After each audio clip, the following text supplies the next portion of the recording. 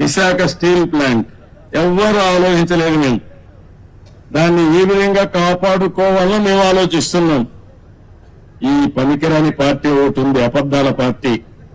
ఆ పార్టీనే అబద్దాల ఫ్యాక్టరీ. అది వాళ్ళ కడుపు అంతా అబద్దాలు అంటే పొట్ట నిండా అబద్దాలు తప్ప ఏమీ ఉండవు వాళ్ళకి.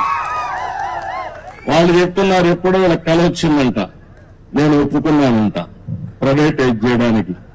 ఎన్నోసార్లు చెప్పా. తెలుగు వారి ఆత్మగౌరవం కోసం పోరాడినటువంటి ఫ్యాక్టరీ ఇది.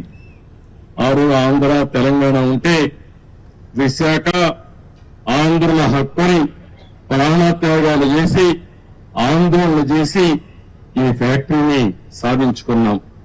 ఆ తర్వాత ఇది ప్రైవేటైజ్ చేస్తామన్నప్పుడు వాజపేయి గారి గవర్నమెంట్ లో నేను గట్టిగా ఫైట్ చేసి ప్రైవేటైజ్ చేయకుండా కేంద్రం ఆర్థిక సహాయం చేసి ఈ ఫ్యాక్టరీని కాపాడుకున్నాం. ఇప్పుడు కూడా ఏ విధంగా కాపాడుకునే బాధ్యత తీసుకొస్తాం.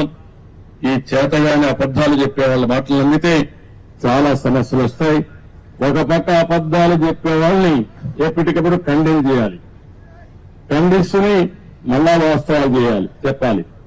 అక్కడ వాస్తవాలు చూస్తే మీకు పనులు చేయాలి. ఓసారి మీరు కూడా అనుకుంటారు అబద్దాలు చెప్పంగా ఏదో సామెత ఉంది, కుక్క పిల్లని తీసుకుపోతాం, గొర్రె పిల్లని తీసుకుపోతా ఉంటే ప్రతి ఒక్కరు కనపడిన వాళ్ళందరూ ఏంట్రా ఎవరోడా నువ్వు, ఇదేంటిది కుక్క పిల్లని తీసుకుపోతున్నావు అంటే ఒకటి చెప్తే నేను తెలివైన వాడిని, అది గొర్రె పిల్ల అన్నాడు.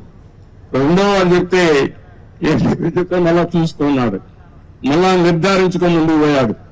మూడోసారి చెప్తే వీడికి అనుమానం వచ్చింది. నాలుగోసారి అంటే ఇది కుక్క పిల్లని పారేసి వెళ్ళిపోతాడు. అది పందాలో ఈ వైఎస్ఆర్ కాంగ్రెస్ పార్టీ పనిచేస్తా ఉంది. కానీ కరడు గట్టిన ఆర్థిక ఉగ్రవాదులు వీళ్ళు, విశాఖపట్నాన్ని దోచేసినటువంటి దొంగలు వీళ్ళు. వీళ్ళు వదిలిపెట్టే సమస్య ఉండదు. ఏం భయపడవలసిన అవసరం లేదు. మీ మనోభావాలకు అనుగుణంగా పనిచేస్తాం.